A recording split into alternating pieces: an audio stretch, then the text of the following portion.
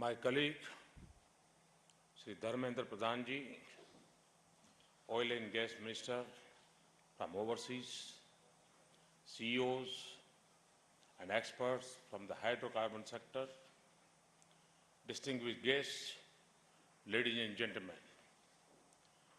Energy is a key driver of economic growth.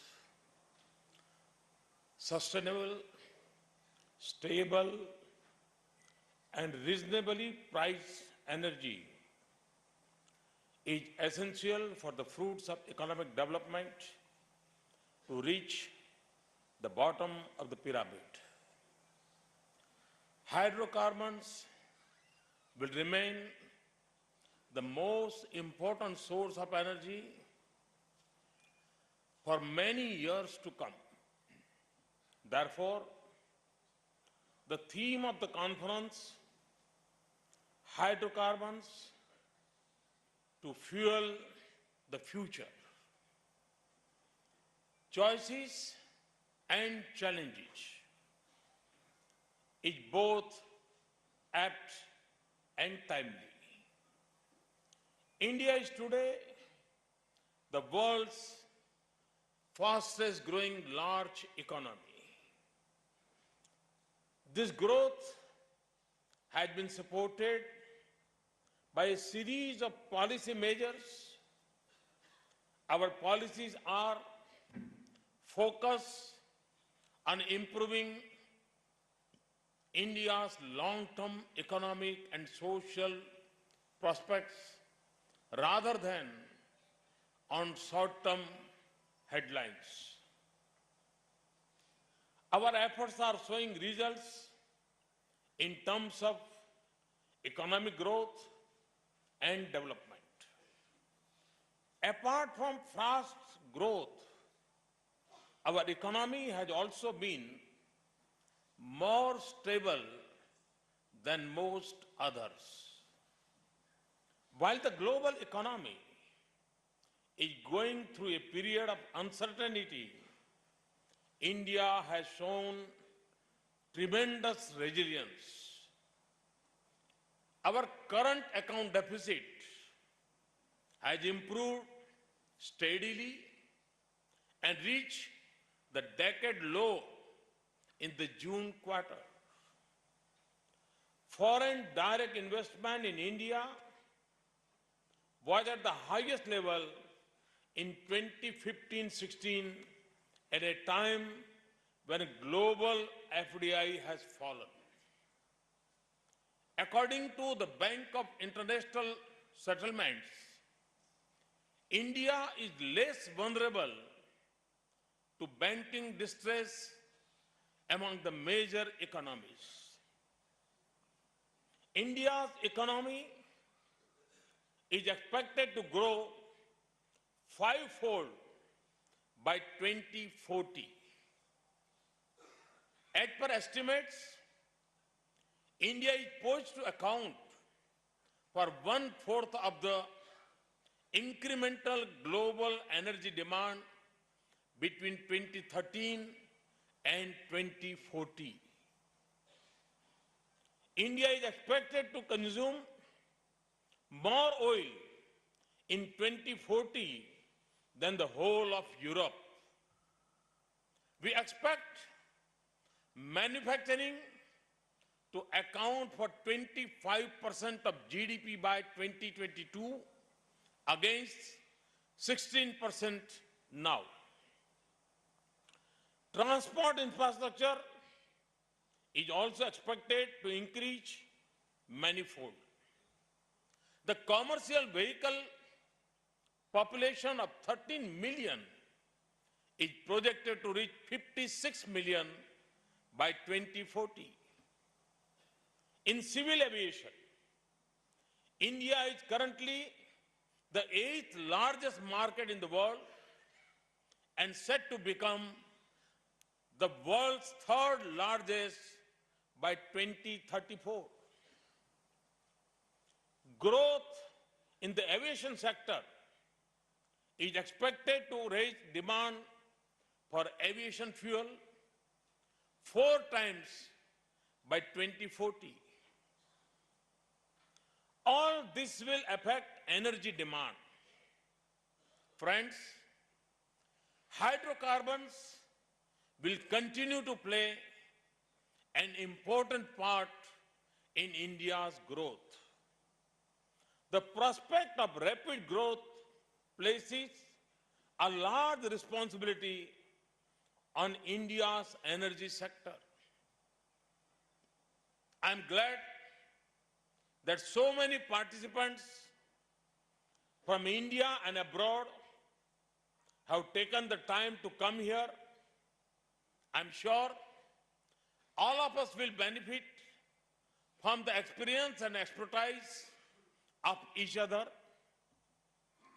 I take this opportunity to share with you some of my thoughts on the expectations from the hydrocarbon sector and our endeavor to achieve energy security. Energy in general and hydrocarbons in particular are an important part of my vision for India's future. India needs energy which is accessible to the poor. It needs efficiency in energy use. As a responsible global citizen, India is committed to combating climate change, curbing emissions, and ensuring a sustainable future.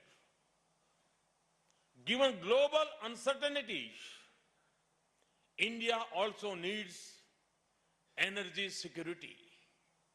Therefore, my vision for India's energy future has 4 pillars: energy access, energy efficiency, energy sustainability, energy security. Let me start with energy access. While some of India's rich are buying hybrid cars, many of India's poor are still buying firewood for cooking.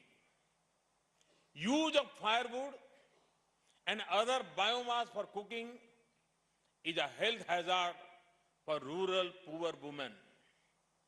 It also reduces their productivity. We have launched the Ujjwala program to provide 50 million families with access to cooking gas.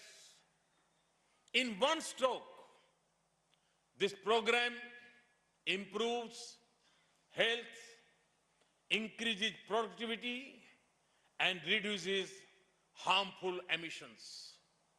The government bears the one-time cost of the connection, but the consumer pays the full price for the gas. This program has already provided nearly 10 million new connections in just 7 months. The government also aims to extend piped natural gas to 10 million houses over the next 5 years. We are committed to expanding the national gas grid network from its current length of 15,000 kilometers pipeline to 30,000 kilometers. We are building a new gas pipeline to the least developed eastern region, which will become the catalyst for millions of new jobs.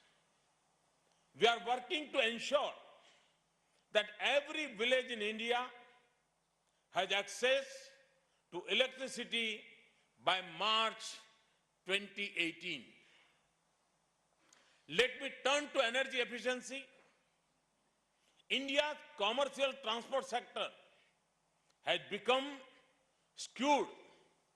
An increasing proportion of goods is transported by road. To increase energy efficiency, my government has given the highest ever priority to the railways. We have stepped up public capital investment in railways by more than 100% between 2014-15 and 2016-17. We are completing dedicated freight corridors. We are constructing a high-speed rail corridor between Mumbai and Ahmedabad, which will be more energy efficient than air travel. We have given a big trust to waterways, both inland and coastal. Our Sagarmala project will connect the whole of India's long coastline. We have also opened up new inland shipping routes on large rivers. These steps will improve energy efficiency. The long-awaited legislation on a national goods and service tax has been passed. By removing physical barriers at state boundaries, GST will accelerate long-haul transport and further increase efficiency. Oil ministers from developing countries know the sensitivity of energy pricing. Despite this, we have decontrolled petrol and diesel prices. Cooking gas price is also determined by the market. To protect the vulnerable and the middle class, a subsidy is paid directly to 169 million bank accounts. This has eliminated leakages and misuse of cooking gas subsidies, resulting in large fiscal saving. These measures too have increased the efficiency of energy use. Energy sustainability, for me, is a sacred duty. It is something India does out of commitment, not out of compulsion. India has taken the lead in committing itself to a reduction of 33% in the carbon intensity of its GDP from its 2005 level over the next 15 years. We have done this despite our low starting point in per capita energy consumption. We also committed to produce 40% of our power from non-fossil fuel by 2030. I have set a massive target of 175 gigawatt of renewable energy by 2022. Thanks to our efforts, capacities have increased and prices of renewable energy have crashed. We have also given a big thrust to LED lights. CNG, LPG, and biofuels are cleaner fuels for the transportation sector. We need to explore options to produce biodiesel on barren lands, which will further provide financial assistance to farmers. R&D on second and third generation biofuels and fuel cells are required to meet the country's energy challenges. Let me now turn to energy security. We need to increase our domestic oil and gas production and reduce import dependence. I have set a target to reduce import dependence by 10% by 2022. This will have to be achieved during a period of increasing oil consumption. We have a strong investment-friendly policy framework in place to boost domestic hydrocarbon production. Almost 2 decades ago, India had reduced the new exploration licensing regime. This allowed 100% FDI and provided an opportunity to private players to come, invest and operate in the Indian upstream sector. However, several factors adversely affected India's domestic oil and gas output. To make India a true investor-friendly destination, we have come up with a new hydrocarbon exploration and production policy. This provides for uniform license for exploration and production for all forms of hydrocarbons, including shale, oil and gas, and coal-bed methane. Open acreage policy allowing bidders to choose the acreage they wish to explore. Revenue sharing model instead of profit sharing to reduce the scope of disputes. Marketing and pricing freedom for the crude oil and natural gas produced. Last year, we announced the new marginal field policy. Under this policy, 67 fields were offered for bidding. Together, these 67 fields are estimated to hold in place oil plus oil equivalent gas reserves of 89 million metric tons. The estimated recoverable reserves are of the order of 30 million metric tons. I understand that an encouraging response has been received to the bidding process, with several global companies participating.